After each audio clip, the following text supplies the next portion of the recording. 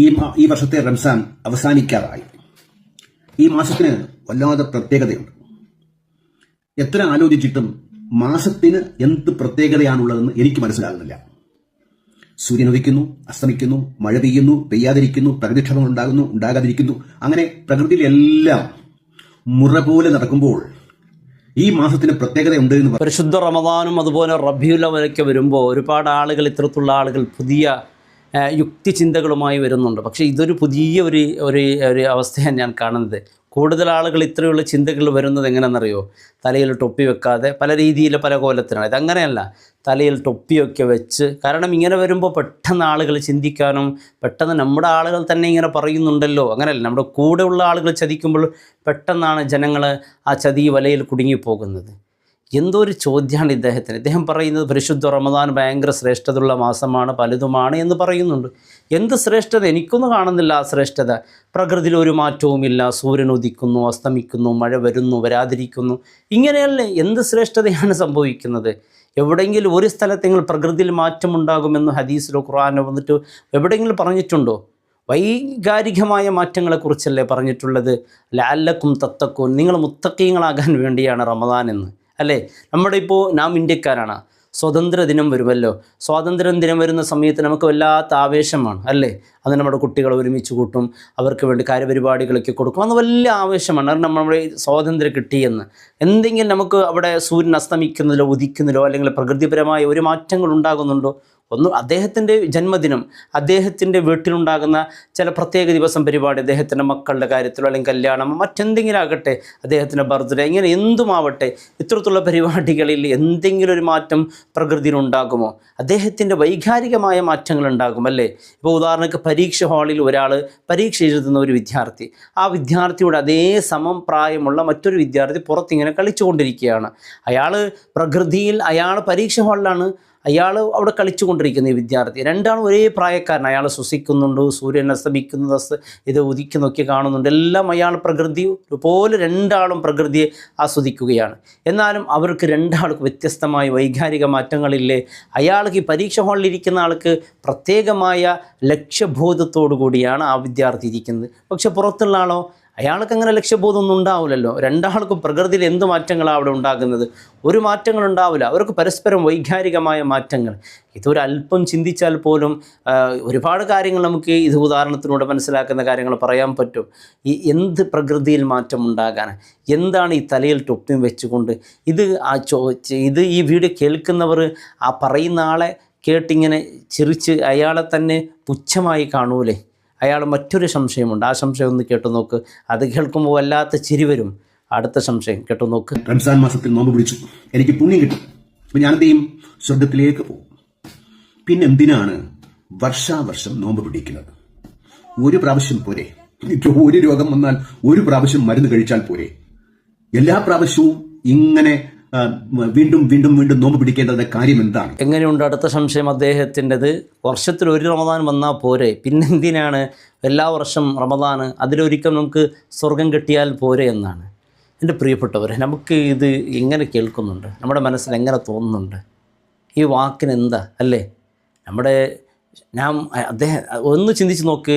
നാം ദിവസവും കുളിക്കുന്നുണ്ട്, അല്ല? ഒരു പ്രാവശ്യം കുളിച്ചാൽ പോരെ? എല്ലാ ദിവസവും എന്തിനാണ് കുളിക്കുന്നത്? നാം പണിയെടുത്ത് ജോലിയെടുത്ത് അങ്ങനെ ചിലപ്പോൾ നമ്മുടെ ശരീരത്തിലുള്ള അഴുക്കുകളല്ലേ മാറാൻ വേണ്ടി വീണ്ടും വീണ്ടും ആവർത്തിച്ച് കുളിക്കുന്നുണ്ട്. എന്തിനാണ്? ഇപ്പോൾ നാം മൊബൈൽ റീചാർജ് ചെയ്യാറുണ്ട്, അല്ലേ? ചാർജ് ചെയ്യാറുണ്ട്. പക്ഷേ ആദ്യം ചാർജ് ചെയ്യുമ്പോൾ എന്താവും? അത് ബാറ്ററിയൊക്കെ നിറഞ്ഞിരിക്കും, 100% വീണ്ടും അതിൻ്റെ ബാറ്ററികളെല്ലാം നഷ്ടപ്പെട്ട് അതിൻ്റെ ഊർജ്ജവും നഷ്ടപ്പെട്ട്, അതേപോലെ മുഅ്മിനിൻ്റെ ഈമാൻ്റെ ഊർജ്ജം ഇങ്ങനെ നഷ്ടപ്പെടുമ്പോൾ വീണ്ടും ഒരു ചാർജ് ആക്കുന്നത് പോലെ വീണ്ടും, അല്ലേ? ഒരു കുളിക്കുന്നതിന് മുമ്പ് നമുക്ക് ഒരുപാട് അഴുക്കുകളുണ്ടായി, വീണ്ടും കുളിച്ചൊന്ന് ശരീരം ശുദ്ധിയാക്കൂലേ? അത് സ്വാഭാവികമല്ലേ? അദ്ദേഹം പറയുന്നത് ഒരു റമദാൻ പോരെ? എന്തിനാണ് ഒരുപാട്? അദ്ദേഹം മരുന്നിൻ്റെ ഉദാഹരണം പറയുന്നുണ്ട്. മരുന്ന്, അല്ലേ? നാം വിറ്റമിൻ ആഹാരങ്ങൾ കഴിക്കുന്നുണ്ട്, ഒരു പ്രാവശ്യം കഴിച്ചാൽ പോരെ? പിന്നെന്തിനാണ് എപ്പോൾ ഇങ്ങനെ കഴിക്കുന്നത്? നമുക്ക് രോഗം വരാതിരിക്കാൻ വേണ്ടി, നമ്മുടെ ഈമാൻ തെറ്റിപ്പോകാതിരിക്കാൻ വേണ്ടി വർഷം തോറും അല്ലാഹു റമദാൻ നൽകുന്നുണ്ട്, അല്ലേ? ഒരു ജോലി ചെയ്യുന്ന ഒരാൾ, അദ്ദേഹം പോയി ചോദിക്കുകയാണ്, ഞാൻ ഒരു പ്രാവശ്യം ജോലി ചെയ്തില്ലേ, എനിക്ക് എല്ലാ മാസം ശമ്പളം തരണം, എല്ലാ ദിവസവും ഇത് തരണം, എൻ്റെ ജീവിതം കാലം മുഴുവനും എനിക്ക് ശമ്പളം തന്നുകൊണ്ടേയിരിക്കണം, ഞാൻ നിങ്ങൾ ചെയ്ത് ജോലി ഒരു പ്രാവശ്യം ചെയ്തില്ലേ എന്ന് പറയുന്നതിൽ എന്ത് അർത്ഥമാണ്? ഒരു വണ്ടി ഇത്ര കിലോമീറ്റർ കഴിഞ്ഞാൽ അതിന് സർവീസിലേക്ക് കൊണ്ടുപോകണമെന്ന് പറയുന്നുണ്ട്. എന്തിനാണിത് കൊണ്ടുപോകുന്നത്? ഇത് സ്വാഭാവികമായി നമുക്ക് ചിന്തിക്കുമ്പോൾ തന്നെ ഈ വിഷയത്തിന് എന്ത് ബന്ധമാണ്? അയാൾ പറയുന്നത് ഒരു റമദാൻ പോരെ സ്വർഗം കിട്ടാൻ, പിന്നെ വീണ്ടും വീണ്ടും റമദാൻ എന്തിനാണ്? ഒരിക്കൽ ഭക്ഷണം കഴിച്ചാൽ പോരെ, പള്ള നിറച്ച് ഭക്ഷണം കഴിക്കുക, ഒരു ദിവസം നന്നായി ഭക്ഷണം കഴിക്കുക. വീണ്ടും എന്തിനാണ് ഭക്ഷണം കഴിക്കുന്നത്? അതിൻ്റെ ഊർജ്ജം നഷ്ടപ്പെടുമ്പോൾ വീണ്ടും കഴിക്കുന്നു. അതുപോലെ നമ്മുടെ ഈമാനികമായ ഊർജ്ജം നഷ്ടപ്പെടുമ്പോൾ നാം വീണ്ടും ഭക്ഷണം കഴിക്കുന്നുണ്ട്.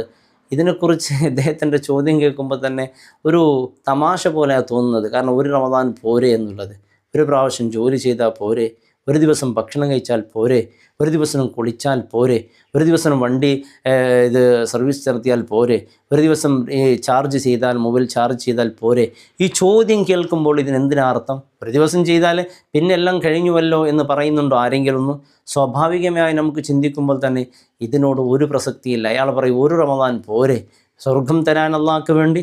പിന്നെ അടുത്ത സംശയം അദ്ദേഹത്തിൻ്റെത്, അത് ചോദിച്ചു. അദ്ദേഹത്തിന് മുഴുവൻ വീഡിയോയും എനിക്ക് കിട്ടിയില്ല, ചെറിയ വീഡിയോയാണ് കിട്ടിയിട്ടുള്ളത്. ഇനി ഒരു മറുപടിയാണ് ചോദിച്ചിട്ടുള്ളത്. മറ്റൊരു വീഡിയോ അദ്ദേഹത്തിൻ്റെ മറ്റൊരു സംശയം, അത് വല്ലാത്ത വിചിത്രം. ആഹാരം കഴിക്കാതിരിക്കുമ്പോൾ അത് കണ്ട് സന്തോഷിച്ചിട്ട് ഒരു ദൈവം ഇവർക്ക് വേണ്ടി ഒരു സ്വർഗം ഒരുക്കി കാത്തിരിക്കുന്നു എന്ന് പറഞ്ഞു കഴിഞ്ഞാൽ അത് ദൈവത്തെ കളിയാക്കുന്നതിന് തുല്യമാണ്. ഇപ്പൊ ഞാൻ പട്ടിണി കിടക്കുന്നു, ദൈവത്തിനെന്നാ? ഞാൻ ആഹാരം കഴിക്കുന്നു, ദൈവത്തിനെന്നാ? ഒന്നുമില്ല. ദൈവം ഉണ്ടെങ്കിൽ ഒന്നുമില്ല. പിന്നെന്തുകൊണ്ടാണ് ഇത് ചെയ്യുന്നത്? അദ്ദേഹത്തിൻ്റെ ഈ സംശയം കേൾക്കുമ്പോൾ നമുക്ക് തോന്നുന്നത് തലയിൽ ടൊപ്പി വെറുതെ വെച്ചിട്ടുള്ളതാണ്. കാരണം അദ്ദേഹത്തിൻ്റെ ആ ചോദ്യത്തിൻ്റെ അവസാനം അങ്ങനെയാണ് പറയുന്നത്. എന്തിനാണ് അള്ളാഹുവിന് എന്തിനീ പട്ടിണി കിടന്നുകൊണ്ട് അള്ളാഹ്ക്ക് എന്ത് കിട്ടാൻ? അള്ളാഹു ഉണ്ടെങ്കിൽ, ദൈവമുണ്ടെങ്കിൽ എന്ന് പറയുമ്പോൾ അയാൾക്ക് ദൈവമുണ്ട് എന്ന്, അള്ളാഹു ഉണ്ട് എന്നതിൽ പരിപൂർണ്ണ വിശ്വാസം ഇല്ല എന്നല്ലേ? ദൈവമുണ്ടെങ്കിൽ എന്ന ആ ഒരു വാക്ക് തന്നെ അത് ഷിർക്കിൻ്റെ വാക്കല്ലേ? ആ ഒരു വാക്ക് തന്നെ വളരെ അബദ്ധമായ വാക്കാണ്. അദ്ദേഹം പറയുകയാണ് എന്തിനാണ് അള്ളാഹുവിൻ്റെ പട്ടിണി? അള്ളാഹു ഹദീസിൽ പറയുന്നുണ്ട്, നോമ്പ് എനിക്കുള്ളതാണ്, ഞാനാണ് അതിൻ്റെ പ്രതിഫലം നൽകുന്നത്. അത് തന്നെ അതിൻ്റെ വലിയ മറുപടിയല്ലേ? കാരണം നോമ്പ് എനിക്കുള്ളതാണ്, ഞാനാണ് പ്രതിഫലം നൽകുന്നതെന്ന് പറഞ്ഞാൽ ഒരാൾ നോമ്പ് നോക്കിയിട്ടുണ്ടോ ഇല്ലേ എന്ന് ആർക്കും മനസ്സിലാകുക? അത് അള്ളാഹ്ക്ക് മാത്രമേ മനസ്സിലാകുകയുള്ളൂ, മറ്റൊരാൾക്ക് മനസ്സിലാകില്ല. ഇത് ഉദാഹരണക്ക് ഒരു വാപ്പ തൻ്റെ മകനോട്, ചെറിയ മകനോട് പറയാണ്, ഒരു ചോക്ലേറ്റ് കയ്യിൽ കൊടുക്കുന്നുണ്ട്.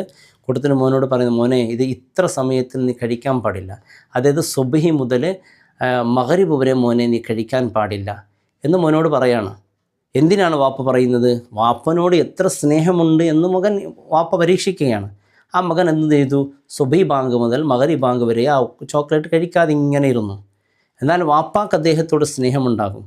ഒരുപക്ഷെ വാപ്പ അദ്ദേഹത്തിന് പട്ടിണി നിർത്തിയത് എന്തിനാണ്?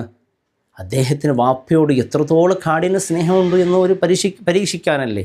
അതുപോലെ ഞാൻ എന്തിനാണ് നോമ്പ്? അതിനുള്ള പ്രതിഫലം ഞാനാണ് നൽകുന്നത്. അള്ളാഹുവിൻ്റെ കൽപ്പന അനുസരിക്കുന്നുണ്ടോ ഇല്ലേ? ഇവൻ അർഹനാണോ? എൻ്റെ അനുഗ്രഹത്തിന്, എൻ്റെ മരണശേഷമുള്ള എൻ്റെ അനുഗ്രഹത്തിന് അർഹനാണോ?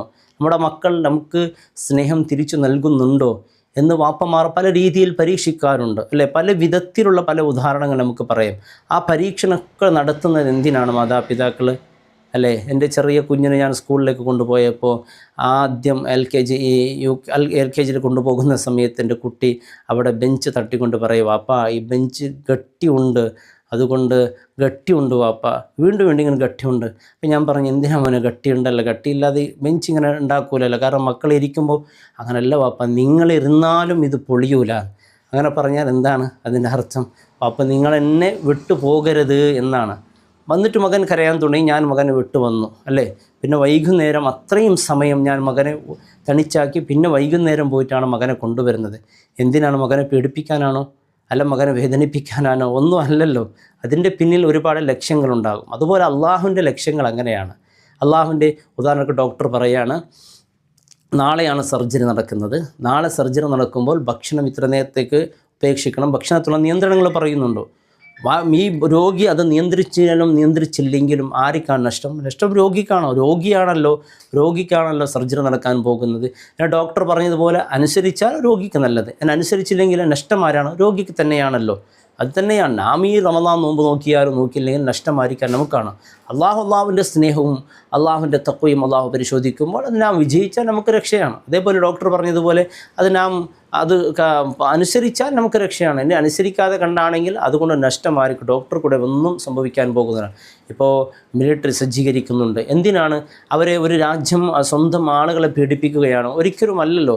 ഒരു യുദ്ധ സാഹചര്യം വന്നാൽ അത് നാം സജ്ജമായിരിക്കണം എന്ന രീതിയിലൊക്കെയാണല്ലോ ഈ പരിശോധന. എന്നാൽ അയാൾ പറയാം, പട്ടിണി എന്നുകൊണ്ട് എന്ത് നേട്ടമാണ്, എന്ത് കാര്യമാണ്? ഒരു മനുഷ്യൻ്റെ അള്ളാഹുവിൻ്റെ സ്നേഹം, അള്ളാഹുവിൻ്റെ അനുസരണവും അല്ലേ, അങ്ങനെ അനുസരണം പരിശോധിക്കാതെ വെറുതെ ഇങ്ങനെ സ്വർഗം തരുന്ന മനുഷ്യർ ഭൂമിയിലേക്ക് അയക്കേണ്ടതില്ലായിരുന്നല്ലോ, സ്വർഗത്തിൽ തന്നെ ഉണ്ടാക്കാമായിരുന്നില്ലേ? അപ്പോൾ ഇത്തരത്തിലുള്ള ഒരുപാട് ചോദ്യങ്ങൾ ഉണ്ടോ എന്നറിയില്ല, എനിക്ക് കിട്ടിയത് ഇത്ര തന്നെയാണ്. അപ്പോൾ വളരെ അബദ്ധമായ ചില വിഷയങ്ങളാണ്. അതിലേറ്റവും സങ്കടമെന്ന് പറയുന്നത് ഈ തലയിൽ തൊപ്പി വെച്ചുകൊണ്ടുള്ള ഈ പ്രകടനം ഉണ്ടല്ലോ, ഒരിക്കലും ശരിയായതല്ല. കാരണം അള്ളാഹ് ഉണ്ടെങ്കിൽ എന്നുള്ള വാക്കൊക്കെ പറയുമ്പോൾ ഇയാൾ മുസ്ലിമാണോ ഇയാൾ ആരാണെന്ന് എനിക്കറിയില്ല. വീഡിയോയിൽ കണ്ടപ്പോൾ മനസ്സിൽ വല്ലാത്ത സങ്കടം തോന്നിയപ്പോൾ ഒരു വീഡിയോയിൽ വന്നതാണ്. അള്ളാഹു റബ്ബ് സുബ്ഹാനഹു വതആല ഹിദായത്ത് നൽകട്ടെ. അതുകൊണ്ടാണ് 5 നേരം നമസ്കാരം നാം പ്രാർത്ഥിക്കുന്നത്, അല്ലാഹുമ്മ ഇഹ്ദിനസ് സിറാത്തൽ മുസ്തഖീം, ഇഹ്ദിനസ് സിറാത്തൽ മുസ്തഖീം. എന്തുകൊണ്ടാണ്? ഹിദായത്ത് എപ്പോഴും നഷ്ടപ്പെടാം, അതിനുവേണ്ടി എന്നും ദുആ ചെയ്യണം. അള്ളാഹു ഹിദായത്ത് നൽകി അനുഗ്രഹിക്കട്ടെ. അസ്സലാമു അലൈക്കും വറഹ്മത്തുള്ളാഹി വബറകാതുഹു.